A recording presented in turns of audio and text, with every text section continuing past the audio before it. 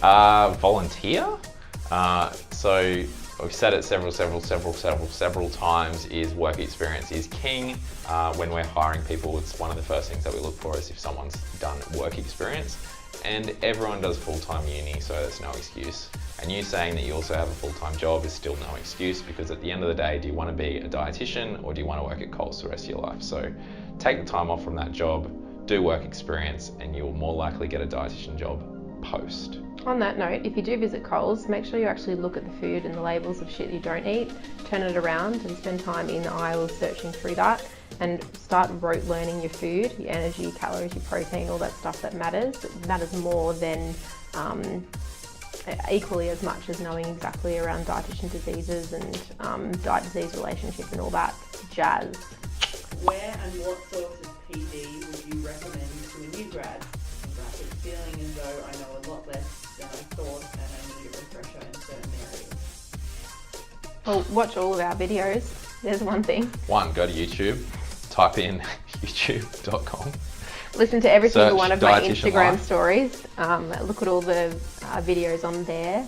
PD, education and nutrition, obviously everyone should know about that by now. Go there, watch webinars, be selective or pay for the subscription. That's a good one. Other than that, Textbooks yeah. in particular areas that you're actually interested in. Clinical sports nutrition, if you're interested in sports nutrition, that is mint.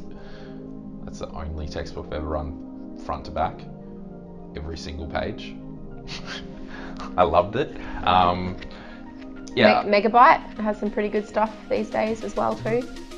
So I think there's so many, like I don't think there's so many ways to use it. But like PD, like but the everywhere. Issue, the issue is, right, you do bulk PD. It is meaningless if you don't use it. Yeah, if you're not seeing clients. So you shove information in there for what purpose? If you're a new grad, get a bloody volunteer job if you can't find paid work. Do that. And I would say try not to overwhelm yourself with just a ridiculous quantity. It's the quality that makes the most. So therefore, if you are getting a new job and the job's in diabetes, well, just bulk PD diabetes and get your head around every single condition or every single thing you can think about in relation to diabetes, and just start to focus and build out. The only way I ever got good was just focusing on a few things and started to be really, really good at those. And then sure, continue to dip your toe in so you can kind of get interested and have those new feels about new information if you want, but it's really hard if you're working on a surface level unless you're actually engaging and interacting with that client group. Anyone that ever became amazing in any particular field is only in that particular field, but they're also a decent bloody dietitian. So you need to do that kind of grunt work, and you need to be really good at the really basic stuff outside of just knowing a lot. So it's good to know a lot, but with that you obviously then know less about the specifics. So just try and focus it slightly. Which is also why we don't give a shit about GPAs for new grads, right? They know all the coursework. It means jack about being a dietitian. If you were hiring a new graduate, other than formal qualifications as a dietitian, what key skills, experiences and attributes would you be looking for? Someone that doesn't take 6 to 12 months off after they graduate to go on holidays. Yeah, no, I'm serious. Yeah, that one is definitely a no-goer for me. Yeah, I get. So you didn't get a job straight away? Oh, you took 12 months off? Okay, cool. So what do we look for rather than, I guess... We don't look for it. If we go for Peter's vein of that, it's like we do get annoyed when we see someone who's 12 months graduated and they've just been working full-time at Coffee Club. And then we talk to them, say we interview them, right? We talk to them and go, oh, why haven't you done any work experience? Oh, I've been working full-time. Goes back to my previous question. It's just like, well, what the fuck do you want to do with your life? Do you want to work at Coffee Club or do you want to be a dietitian? So find the time. What do you do at night time? What do you do on the weekends? Yeah, keen. Yeah, so you need to show motivation to actually be a dietitian. And then when you're applying for jobs, apply for every single job possible in Australia that is related to what you want to do. And we get it, like it's hard and it's definitely defeating to get knocked back to every single job, and you'll continue to get that, so don't be disheartened, but the more that you do, the more likely chance you actually will get something.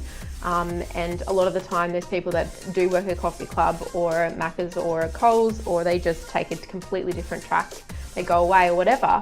It's because they've had some of those shitty experiences, and then they kind of then go, right, well, you know, I'm just going to take a break.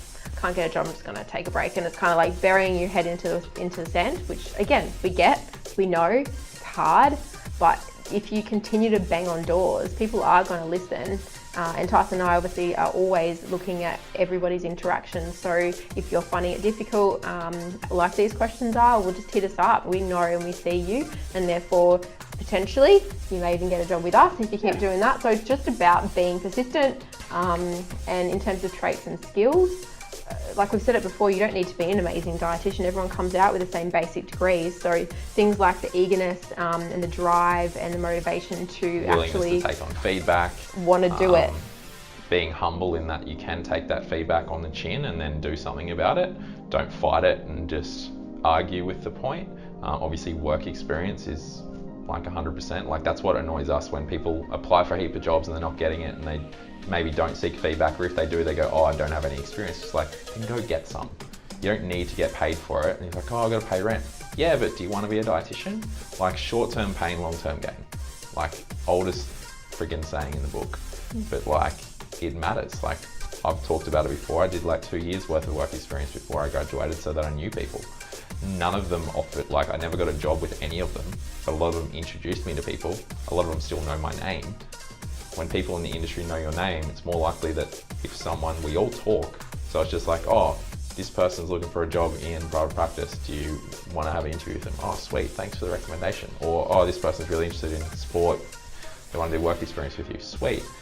We've handed off people left and right, and people have handed off people left and right to us. So the more that you know, the more people that you know, the more people you reach out to, the more people you show your eagerness to, the more likely you're going to succeed.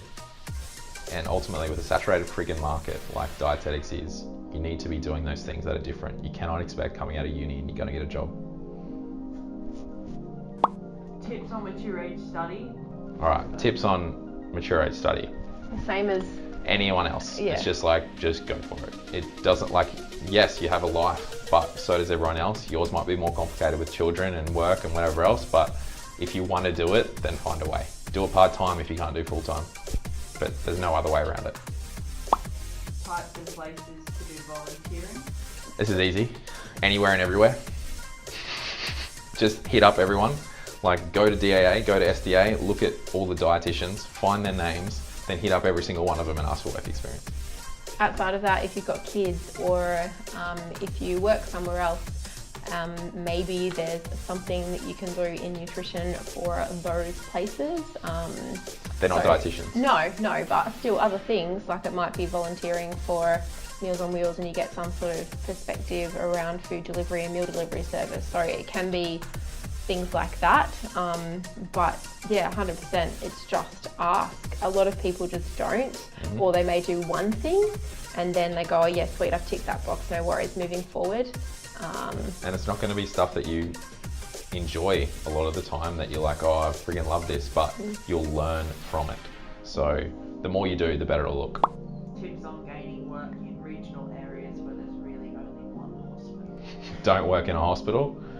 I worked in the regional area, there was only one hospital, no, there was two, but there was no way I was going to work in the hospital, and I didn't get into the hospital. Nobody wanted me in the hospital, so sweet. Be inventive, be creative, and step outside the actual regional hub. What you'll find is a lot of the time at the outset, like the small towns on the outskirts, actually are poorly serviced, and they do want that service. So some sort of needs analysis or something on what the communities outside of that, as well as the one internally, actually needs. Go and hit up all the medical centres and ask them what sort of commonalities or issues that their patients are struggling with, and see if there's something that you can do to obviously fill that gap. A hospital is not the only option. No.